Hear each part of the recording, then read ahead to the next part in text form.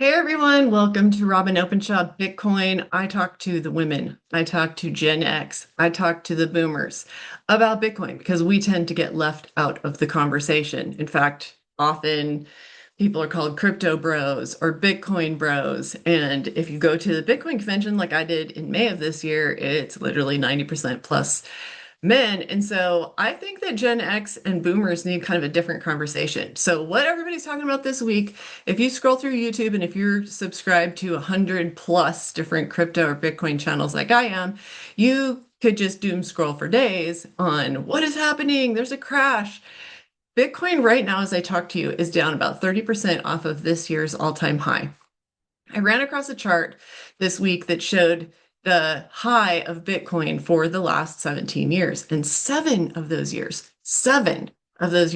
were actually lower highs than the year before. So I just want to point out that just because Bitcoin has gone up an average of 50% a year since the beginning doesn't mean that this year it goes up. It's not every year that it's gone up. In fact, 2018 and 2019 didn't go up for 2 years.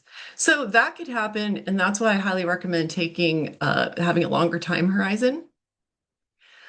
We have seen this over and over again. Those of us who've been invested for many years is that as the price is going up, everybody's getting euphoric. Everybody's talking about it going to the moon. In 2021, I remember almost every YouTube crypto channel I followed. Most of them have shut down since then, or I don't follow them. They lost a lot of credibility for me in 2021 when they were making these price predictions of $300,000 by the end of the year or $500,000 by the end of the year. As a newbie, I think that really does people a disservice. Here we are in 2025. Bitcoin has been crushing it. Not so much in the last month, but overall, if you look at the trajectory, Bitcoin has just been up, up, up for 17 years. But it really disappoints people when they are listening to these hype channels when Bitcoin doesn't 5x or 10x in a year. I don't think that that's likely anymore. I think that it goes up. I think we're still in a very early level. I think that we're all going to do very, very well if we hold our Bitcoin and not panic sell. And that's not what's happening right now, is people who have conviction in this asset are staying in it. There's not a bunch of panic selling. What there is a lot of, what it shows on chain is that people who have like 1,000 Bitcoin or more, the OGs, the people who bought 10 and 15 years ago, they're taking profits. It's bored rich people selling 100 coins or whatever. Why wouldn't they want to go build a mansion or buy an island or whatever when they have that much Bitcoin? So that's going on. There's plenty of talk out there. I've listened to many, many analysts since the crash really took a dive on Monday of this week, so just a few days ago. And there's people talking about whales selling. There's also people talking about Chinese whales selling. And there's lots of talk of about $1.1 billion that the banks that have the ETFs have sold. That's an outflow from the ETFs, which, you know what? If they want to sell, that's great. There's still plenty of buying going on. There's still institutions buying it up.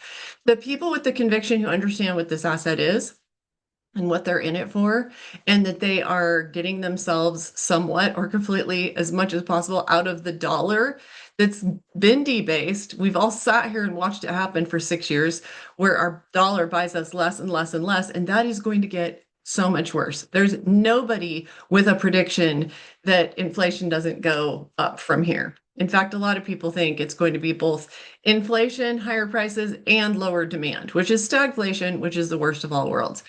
So there has been the euphoric phases, and then all my friends who have Bitcoin are idiots. It's crashing, it's going to zero phases. And you've seen the charts. It goes up, the euphoria, the mania, it crashes down, the despair. I haven't gone onto Bitcoin Twitter.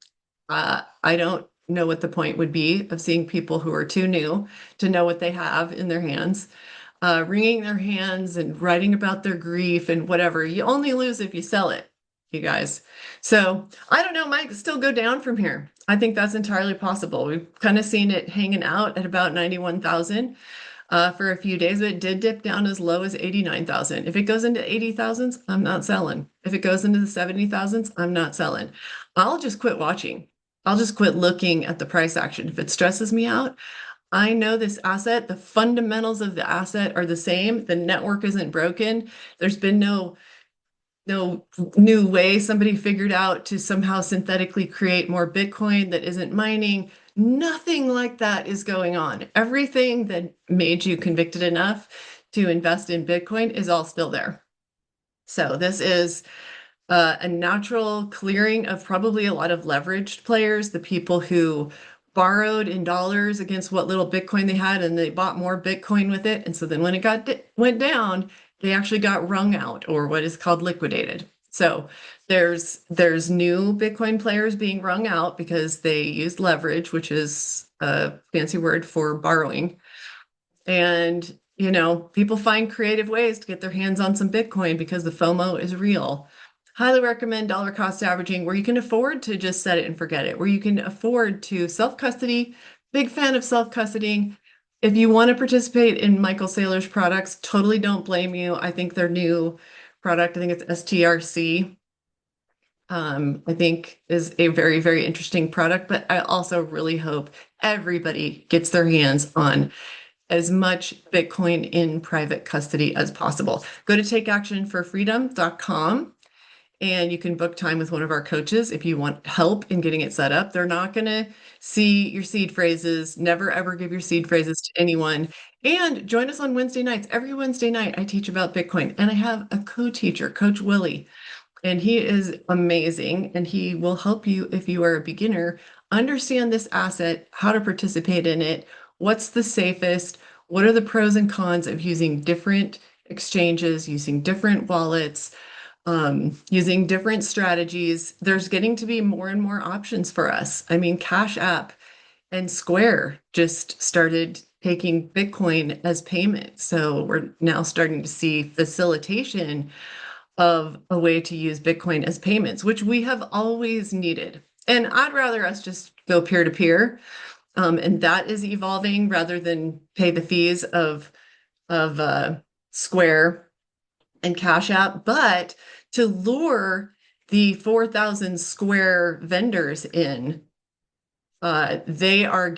Square is giving those vendors no fees for a year. So this is just going to deepen the network. It's just green lights everywhere.